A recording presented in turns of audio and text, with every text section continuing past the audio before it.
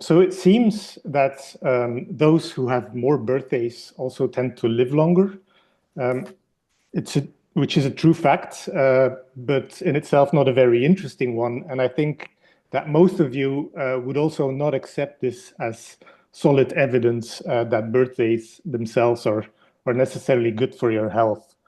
So as you can see by comparing these two survival curves, it seems that also actors who win an Oscar tend to live longer than their peers, their colleague actors who don't win such a prize.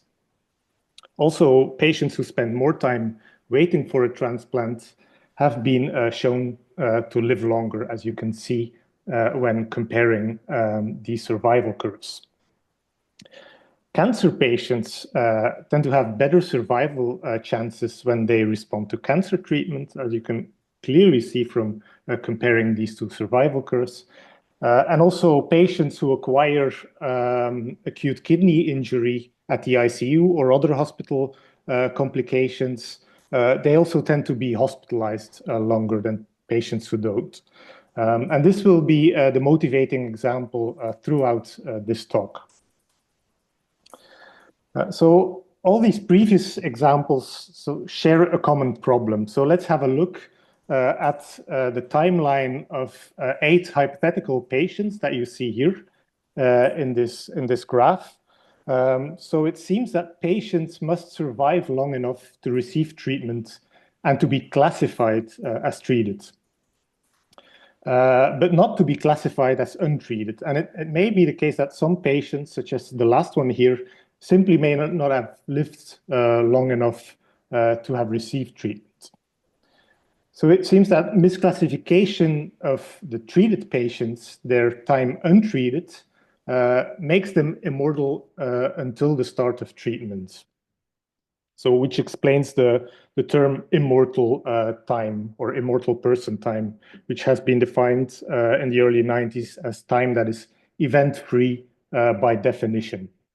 And the bias that goes with it has been called immortal time bias, although before it has been given that name, it has been given numerous other names, such as time to treatment bias, guaranteed time bias, and so on. So this immortal time leads to an artificial survival advantage in the treated, which in turn leads to overestimation of treatment benefits in general, and underestimation of treatment-related harms. So immortal time bias has been identified in different fields of medicine and it has far from being restricted to the previous examples that I've just discussed. And it occurs whenever stratifying cohorts according future treatment status, which is typically unknown at study entry. So this is known as classical immortal time bias. But it can also occur by excluding the untreated or immortal time in the treated from the analysis, or more generally, by excluding any kind of patient time from the analysis. And the second type generally leads to lesser forms of immortal time bias, but they have also been classified as immortal time bias nonetheless. So this leads to biased causal conclusions and misinterpretation, and also often to quite surprising and puzzling findings that are sometimes difficult to explain. And post hoc causal explanations for such findings have often been given in terms of residual confounding bias. Yet immortal time bias is fundamentally different from confounding bias. And in some cases, in some studies, it has been suggested to be larger and even sometimes much larger than confounding bias. So problems surrounding immortal time bias have been highlighted in the epidemiological and medical literature.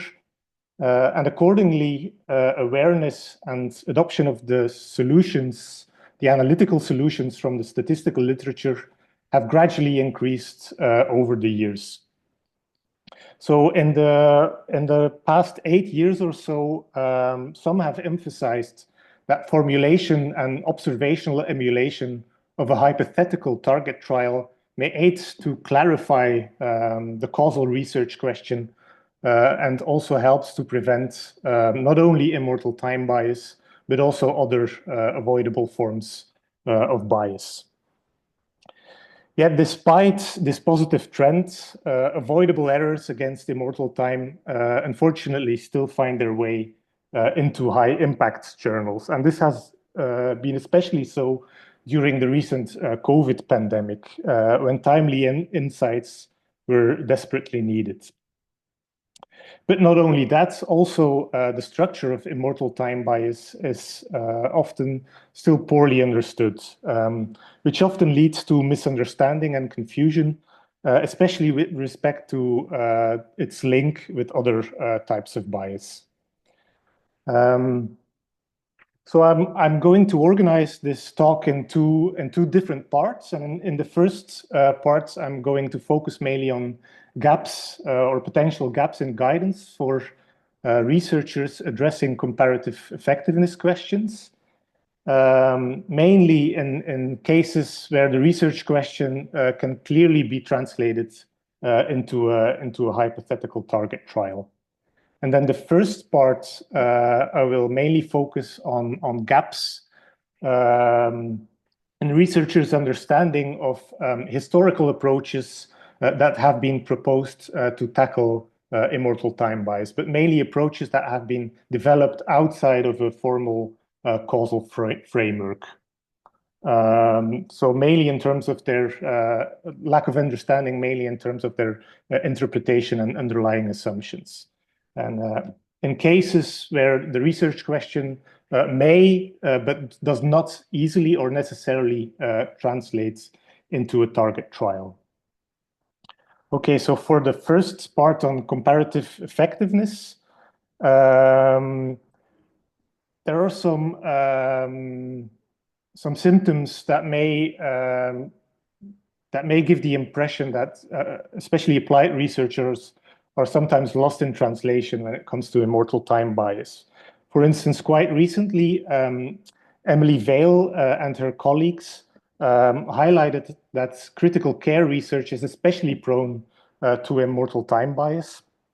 And these authors pointed to a lack of guidance for identifying immortal time bias. So stating that at present, none of the 5 major checklists used to evaluate the risk of bias and assess the quality of reporting in observational cohort studies include explicit criteria for identifying immortal time bias in study design, analysis, or review.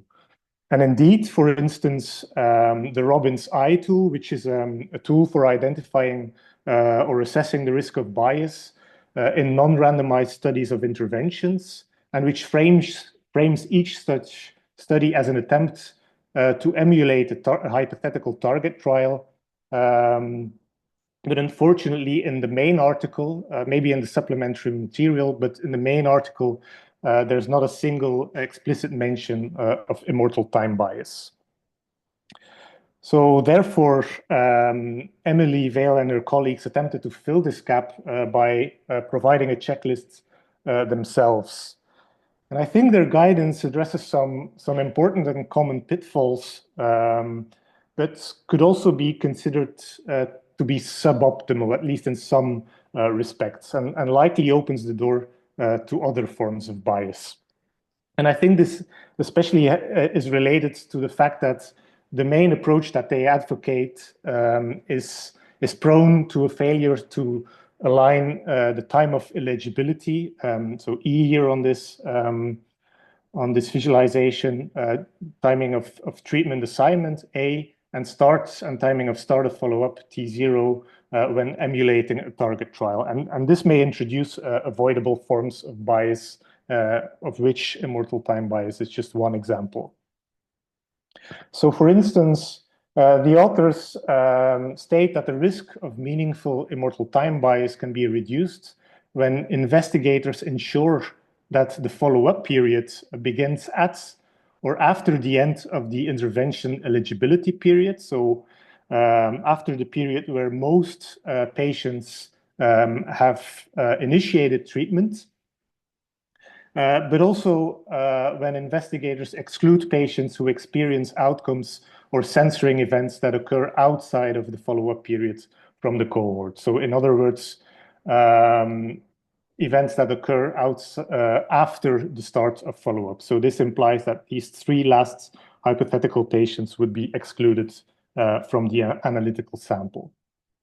So this approach actually is known as an approach that has been proposed in the early 80s to tackle immortal time bias, and I think most of you know this approach as a landmark analysis that compares prevalent users and non-users at a certain landmark time. So by simply shifting the time origin by shifting the start of follow-up to a point where most eventually treated patients have initiated the treatment, the spurious survival advantage that is linked to these patients' immortal time is indeed eliminated. But unfortunately, this approach has also been described as an emulation failure type 1 in a quite well-known paper by Miguel Hernan and his colleagues. And this is mainly due to time zero misalignment, which you can see here in this this first emulation failure time. This time zero misalignment may lead to a form of selection bias that has been termed prevalent user bias. So in a causal diagram, which you see here, this can be represented as a form of collider stratification bias that may arise in the presence of an effect or an association between treatment before the start of follow-up, so before the considered landmark, and selection on patients surviving up to time zero, so up to that landmark. So this may induce selection bias along the path that is depicted here. So this selection bias may again lead to a spurious survival advantage in the treated, but this time not in the form of classical immortal time bias. It may also lead to practical issues. It may leave applied researchers wondering, well, should we adjust for confounding up to T0? So this would imply that they would be adjusting for confounding after treatment initiation, which would imply that they would actually be conditioning on the future, which is generally considered as bad practice in such settings.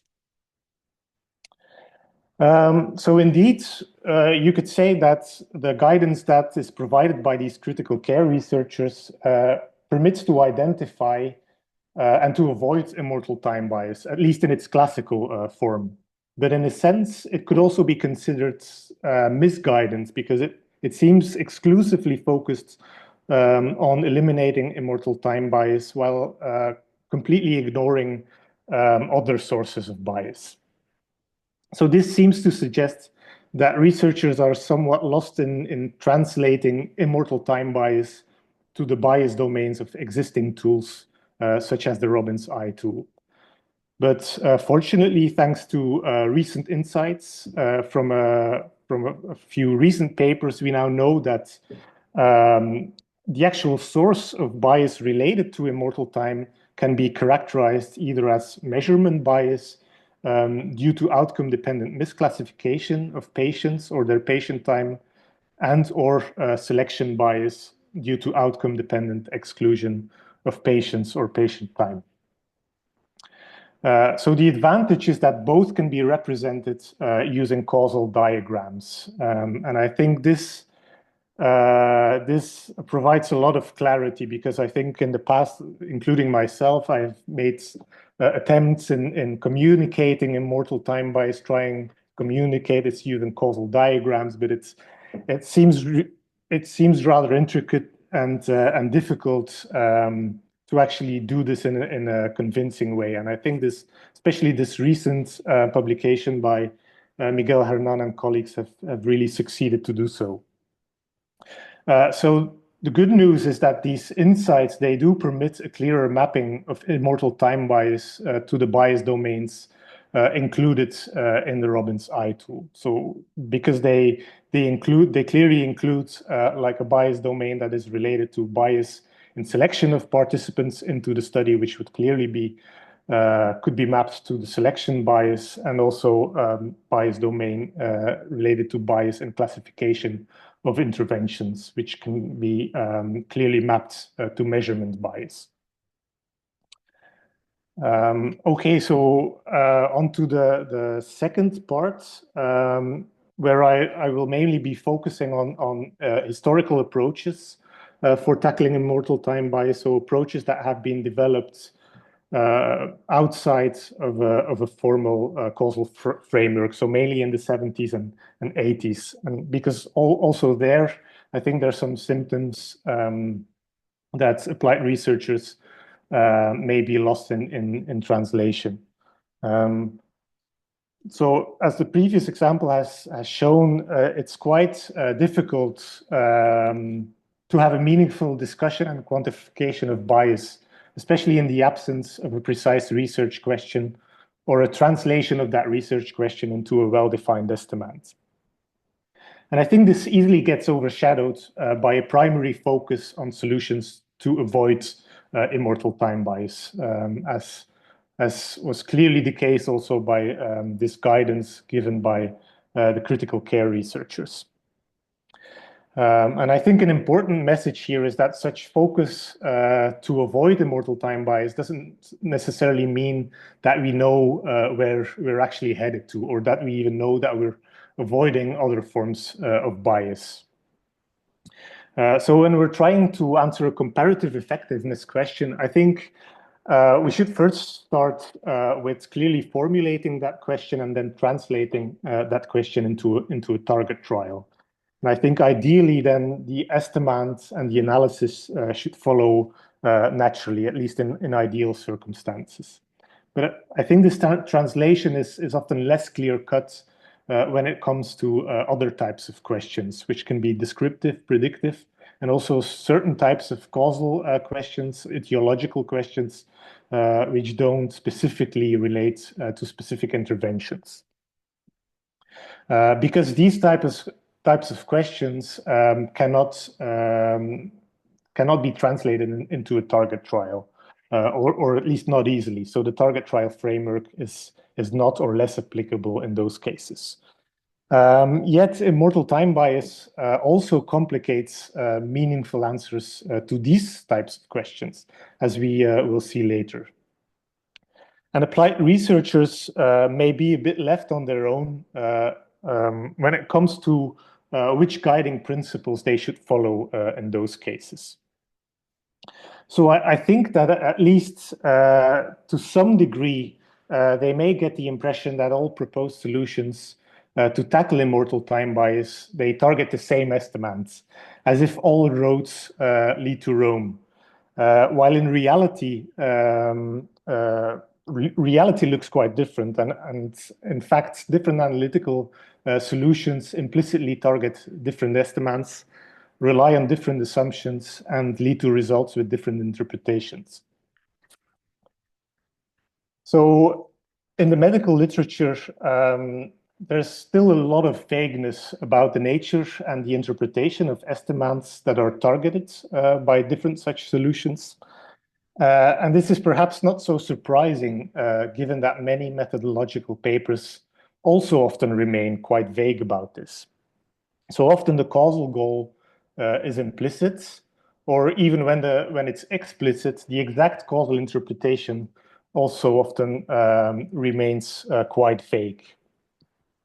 Although some papers also explicitly acknowledge the purely prognostic nature of the targeted estimands. For instance, Anderson and colleagues in the early 80s, in their original paper on landmarking, they, for instance, were really interested in whether response to cancer treatment can actually be used as a prognostic marker for the event of interest.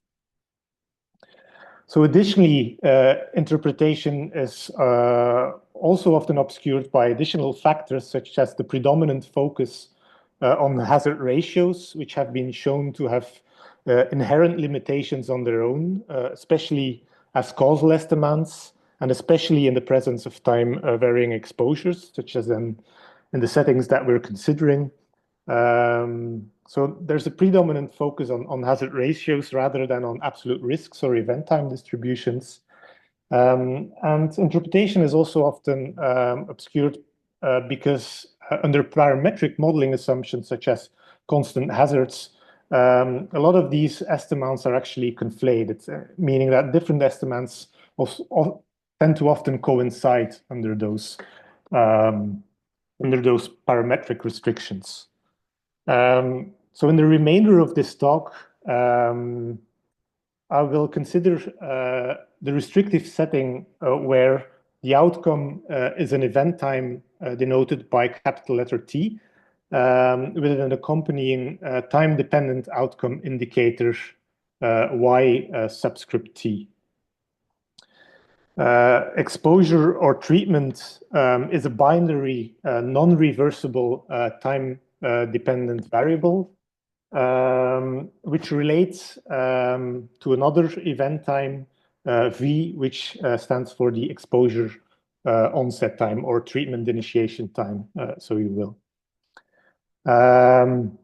So here exposure represents an intermediate state in a so-called illness-death model, which is parameterized by these three transition hazards, lambda 0,1, lambda 0,2, and lambda 1,2. So where the last transition hazard is indexed not only by the index time t, but is also a function of the time s of entering into the exposure state, entering into state 1.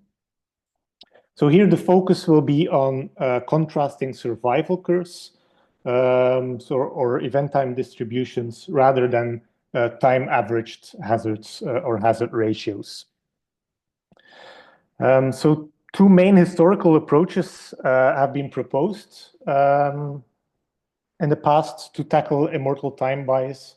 The first approach is landmark analysis, which I already briefly discussed. This type of analysis avoids conditioning on the future by shifting the time origin to a pre-specified landmark and by comparing patients who are still at risk at that landmark based on their exposure status at that landmark. So the advantage is that this approach permits comparison of meaningful and interpretable survival curves. One of the disadvantages is the dependence on the choice of landmark.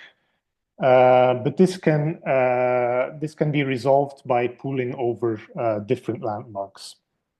But unfortunately, I don't have too much time to really dwell on this. The second type of approach that has been proposed has become known as person time analysis. And this type of approach avoids conditioning on the future by comparing hazards or incidence rates between exposed and unexposed person times. So rather than comparing exposed and unexposed patients, it's really a comparison of in terms of patient times. So this can be done, for instance, by means of an extended Cox model with a time-dependent exposure indicator, which is an approach that I think most of you will probably be familiar with. But unfortunately, this approach has been claimed not to produce any meaningful survival curves. Still, Kaplan-Meier type estimators have been proposed to display the corresponding survival curves in settings with time-dependent exposures. And these have, I think, since this publication by Snapin and colleagues, this type of estimators have been referred to as a extended Kaplan-Meier estimator. So this inevitably leads to the question how to interpret these survival curves, or rather how not to interpret these survival curves. So these approaches can be used, for instance, to quantify the burden of ICU-acquired infections or other types of complications, such as acute kidney injury in terms of prolonged length of stay. So Martin Wolkowitz and his colleagues also wrote a paper on estimands and that kind of setting, but they considered a very restrictive setting of an illness-death model with constant hazards, which I think is really an oversimplification of reality in nearly all applications. So here it's important to realize that different estimands of excess length of stay may be relevant for different reasons, but also to different stakeholders. So the survival curves that you can see here, they are estimated based on data from over 20,000 admissions to the Ghent University Hospital ICUs between 2013 and 2019. So next to these two main approaches, I'll also discuss two common naive approaches, which are displayed here, and some modified Kaplan-Meier type estimators, which are displayed here, that somehow fall in between the two main approaches that I just discussed. So all these proposed approaches can be used to estimate some measure of prolonged length of stay that is associated with acute kidney injury, simply by calculating the difference in the area under the survival curves. But the question then is, how can the results actually be interpreted? So first of all, which estimand do they actually implicitly target, or which type of estimand do they target? And this is something that actually has already been partly addressed by an Italian team led by Bernasconi, which I failed to mention here on this slide, but which I wish to also acknowledge their work. And second of all, does a single estimator permits perhaps different interpretations, so targeted different estimands, but under different assumptions? So the ultimate goal here is to get to a more informed choice of estimator that is better tailored to answer the question of interest, rather than merely eliminating immortal time bias. But I think first it may be good to consider how immortal time bias relates to different types of research questions. So as already discussed, it involves a form of reverse causality, because, well, the outcome affects the exposure time misclassification, because one needs to survive long enough to get exposed. And this really complicates sound causal inferences. But there are also reasons to argue that immortal time bias is also problematic when focusing on descriptive questions, because, for instance, stratifying on future exposure status conflates prospective and retrospective viewpoints, but also when focusing on predictive questions. And this may be slightly more obvious or apparent because, well, we can't predict the future, the distant future, based on information in the nearer future. So information that is not available at the time that we actually want to make a prediction. And this is an important aspect that has also been incorporated in the tripod guidelines for developing and evaluating prediction models. So while confounding bias is only problematic for causal questions, immortal time bias seems to be problematic for all types of questions, so including descriptive and predictive questions. And this is largely consistent with the work that I just mentioned, and that describes the source of immortal time bias as either measurement bias and/or a form of selection bias. So next to figuring out which estimands are targeted by which estimator, I think a closely linked central question that I will focus on is, well, what makes an associational or a non-causal estimand well defined? And also, could it perhaps be that certain estimands are also subject to a type of built-in immortal time bias? So despite full consensus of what makes a causal estimand well-defined, I think that there will be some criteria, at least, that most scholars would agree on, and that is that at least it should reduce to zero under the causal null, which you see depicted here. For an associational estimand to be well-defined, we think that it should at least permit a clear interpretation that is either entirely prospective, retrospective, or cross-sectional, with respect to a target population that is anchored in time. So this echoes recent calls for more clarity in descriptive epidemiology. But not only that, it should also reduce to zero under the associational null. But what exactly do I mean by the associational null? Well, I mean that, like the causal null, it's a hypothesis or a scenario where there's no causal effects of exposure on outcome, and in addition, there are no common causes of exposure and outcome. So, for instance, in this case, there are no the exposure is not affected by any prognostic factor for the outcome. So any estimand that deviates from zero under the associational null, so this is the logic, would then capture sources of spurious association that would arise from failure to properly do time anchoring, or a failure or a type of time zero misalignment, as can also occur in target trial emulation.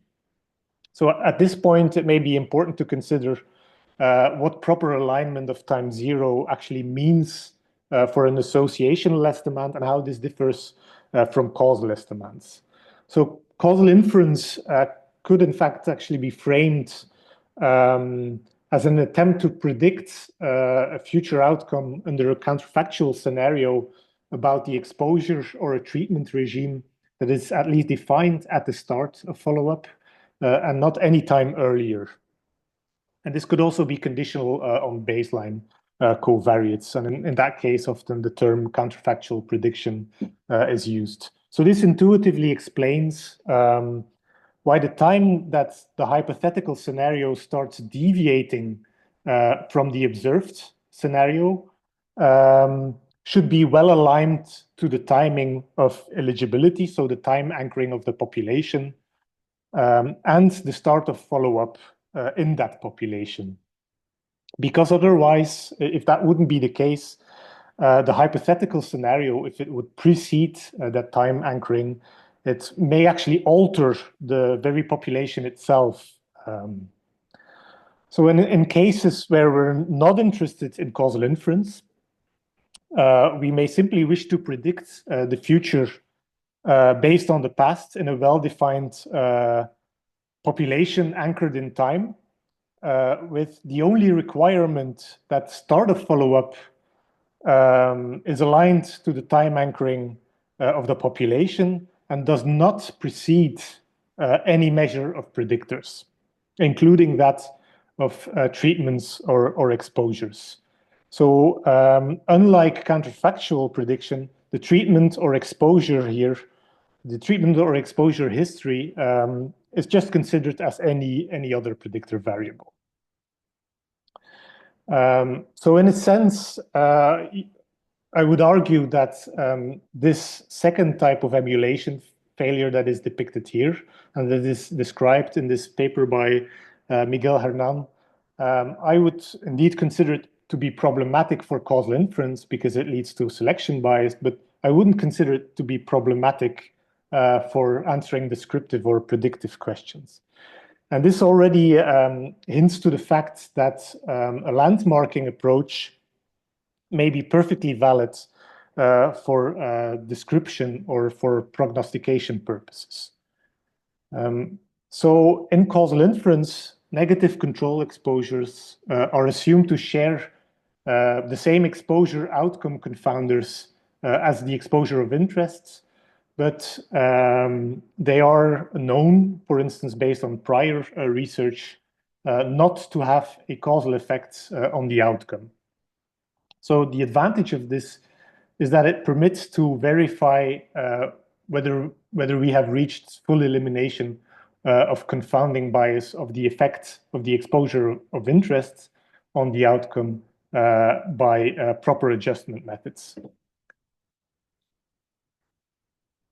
And I think it may be insightful to heuristically at least extend the notion of negative control exposures from causal to associational estimands.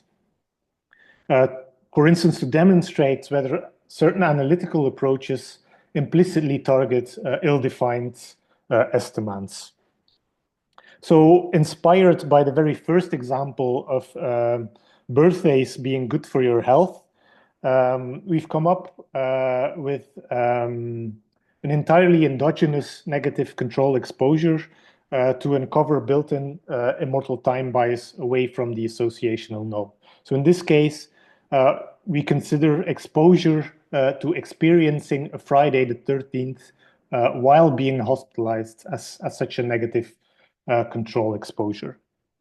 Just to make things a bit more concrete, we first go back to the previously considered illness-death model. So in this case, relative to the negative control exposure, this would mean that the exposure onset time, V in this case, denotes the time from ICU admission to the next occurring Friday the 13th. So in this setting, under the associational null, we actually have that these two transition hazards are identical. So these two transition hazards are identical for each choice of both S and T. So with this in mind, let's have a look at what goes wrong when applying an entirely naive method that stratifies patients according future exposure status. So this approach implicitly contrasts the average length of stay in patients who eventually get exposed versus those who don't. So in other words, an associational estimand, but one that incorporates time zero misalignment, and therefore it could be considered quite ambiguous and prone to misinterpretation. Because this estimand doesn't distinguish between forward and reverse causality, it cannot be causally interpreted, not even under additional assumptions such as no omitted confounders. Oops.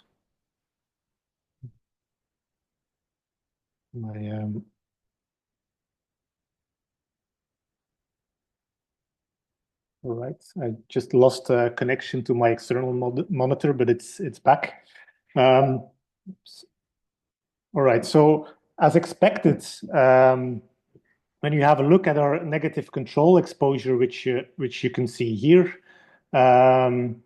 this clearly illustrates bias away from the associational null, because these two survival curves, they're clearly separate, so they really don't overlap. But before anyone sees this as confirmation for their superstitious beliefs, so does exposure to experiencing a Monday the 1st while being hospitalized. So another perhaps slightly less naive approach excludes patient time based on future exposure status. So it simply excludes the immortal time. And this corresponds to actually resetting the clock for the exposed patients. So this approach implicitly contrasts the average remaining length of stay from exposure onset in patients who eventually get exposed versus the average length of stay in those who don't. So this again would correspond to an associational estimand, but that is again ambiguous and easily misinterpreted because it compares exposed and unexposed patients on different time scales. For the same reason, it cannot be causally interpreted, not even under additional assumptions. And again, our negative control exposure illustrates bias away from the associational null. So misalignment of time zero can be avoided by, for instance, comparing exposed and unexposed patients among those who are still hospitalized at sequential landmarks, times k plus 1, and so on. And this corresponds to the landmarking approach that I already discussed earlier on. So in other words, shifting time of eligibility and start of follow-up, and comparing patients who are still at risk based on their current or prevalent exposure status. So as you can see, for the current landmark, this would imply that 3 patients are actually excluded, are now excluded from the analytical sample. So the sequential analysis may then be pooled over time, for instance, by calculating a weighted average of the stratified survival curves. And this approach implicitly targets the average, or implicitly contrasts the average remaining length of stay in prevalent exposed versus unexposed patients hospitalized until a certain landmark. Unlike the previous 2 estimands, now we have an associational estimand with a clear, unambiguous meaning and a clear prospective interpretation, and one that is also quite closely linked to dynamic prediction, which is very useful for prognostication. So here we see that when we look at our negative control exposure, we see that the 2 survival curves nicely overlap, which really suggests unbiasedness of this approach under these, or the estimand targeted by this approach under the associational null. So a small modification is to exclude not only those who are no longer at risk at the considered landmark, but also those exposed who get exposed before the considered landmark. So that we only consider a comparison based on incident exposure rather than prevalent exposure. So in this case, the implicitly targeted contrast would be the average remaining length of stay in incidents rather than prevalent exposed versus unexposed patients hospitalized and previously unexposed until a certain landmark. So again, we have a meaningful associational estimand that is useful for prognostication. And again, we see that our negative control exposure suggests unbiasedness under the associational null. So note that the time alignment now corresponds to that of a causal estimand, so that under the usual assumption, under the usual causal assumptions of consistency, no confounding and positivity, this estimand can actually be interpreted as the average remaining length of stay had hypothetically all patients hospitalized until a certain landmark gotten exposed versus remained unexposed at that landmark. So note that the no omitted confounders assumption will generally be violated without further adjustment for confounding at the landmark. So this causal interpretation of the landmark comparison based on prevalent exposure, on the other hand, relies on an additional quite strong assumption known as a Markov independence assumption, which actually states that the time-dependent hazards for the outcome while exposed does not depend on the time that a patient is already exposed. So this assumption is in fact needed to justify the use of previously exposed patients for estimating the impact of incident exposure. But it is most unlikely to hold in practice, except perhaps under the associational null, because as has been described in a paper by Arvid Hollander, it excludes common scenarios. For instance, it excludes the possibility of any long-term effects, but also the simultaneous presence of both short-term effects and a frailty term for the event process of interest.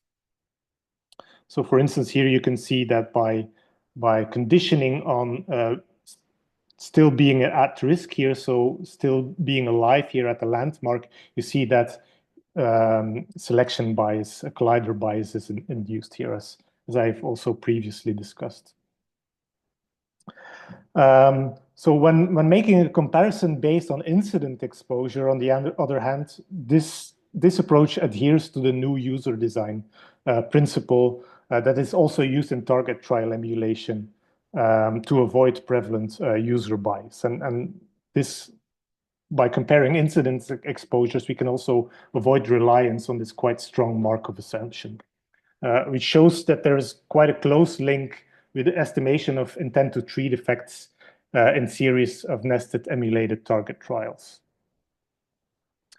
So because future exposure in patients who are unexposed at the landmark of interest may be argued to dilute the association between exposure and outcome, a further modification would be to artificially censor the unexposed at post-baseline, so post-landmark, at their post-landmark exposure onset time. So then this approach would then implicitly contrast the average remaining length of stay in incident exposed versus unexposed patients who are hospitalized and previously unexposed until a certain landmark. Had the unexposed hypothetically all remained unexposed until the end of follow-up. So because now there's a counterfactual scenario involved, we're now actually implicitly targeting a causal estimand, which is identified under the usual causal assumptions that I just discussed, but also under no post-baseline confounding. So no time-dependent confounding after the landmark. So this basically boils down to, is equivalent to assuming independent censoring. So there's a close link between this approach and estimation of per protocol effects in a series of sequential or nested trials. And again, here we see that our negative control exposure suggests unbiasedness under the associational null. And then finally, the extended Kaplan-Meier estimator, which has been portrayed as a non-parametric graphical representation of a person time analysis. This also treats exposure onset time as a right censoring event time for the unexposed, but as a left truncation time for the exposed. So this is equivalent to considering dynamic risk sets for the exposed and the unexposed. So the implicitly targeted contrast here is the average length of stay if all patients had hypothetically gotten exposed at the start of follow-up versus had they remained unexposed until the end of follow-up. So here we see that we're actually targeting a causal estimand that contrasts hypothetical scenarios of which at least one of them is possibly very remote from the observed worlds. And therefore also requires quite strong assumptions. So the previously mentioned causal assumptions, but also the Markov independence assumption that I mentioned previously, and also no time-dependent confounding. But the interesting thing is here that despite these strong assumptions, we see that the negative control exposure still suggests unbiasedness under the associational null. But despite this, a purely associational interpretation of this approach is quite unclear, as has been highlighted recently by Hollander, but also by other researchers in the past. So here again, the causal interpretation relies on the strong Markov assumption, even in the absence of confounding.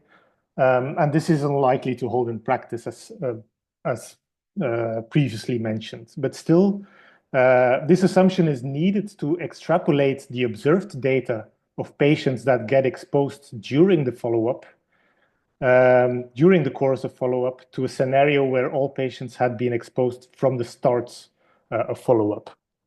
So, and this is quite different from the cloning censoring weighting approach, which would avoid such strong extrapolations beyond the observed data.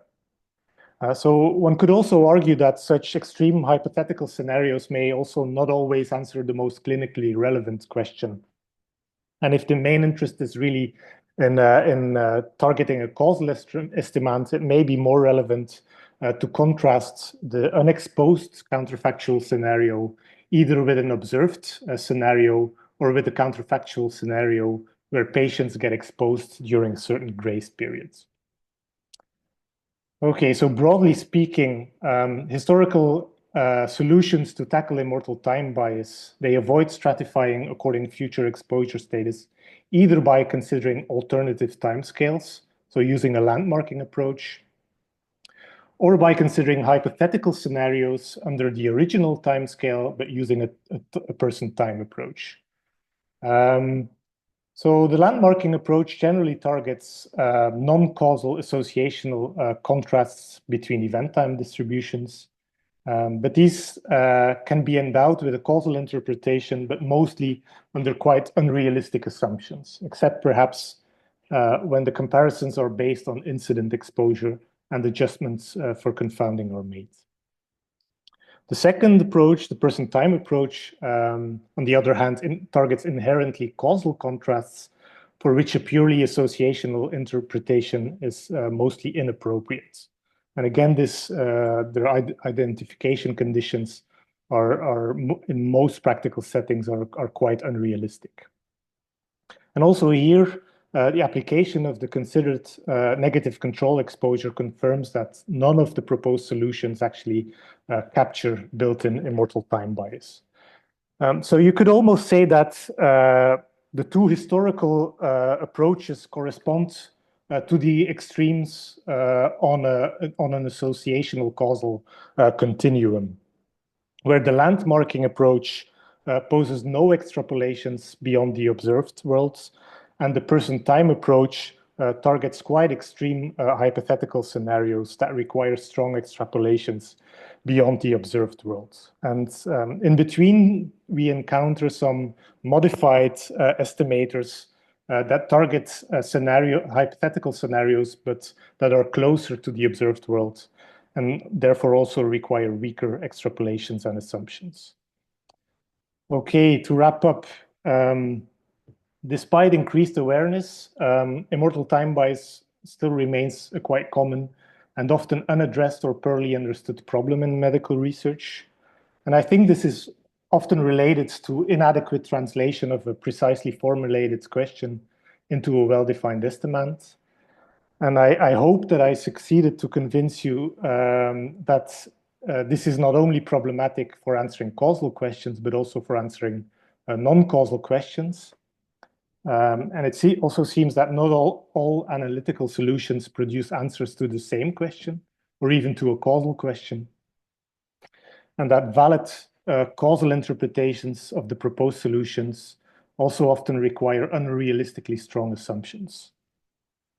But still, the hope is that these recent insights and developments, they will permit a more informed choice of estimator that is better tailored to the research question of interest, rather than just merely eliminating immortal time bias. But that is not to say that a lot more work can be done and a lot more insights can be gained.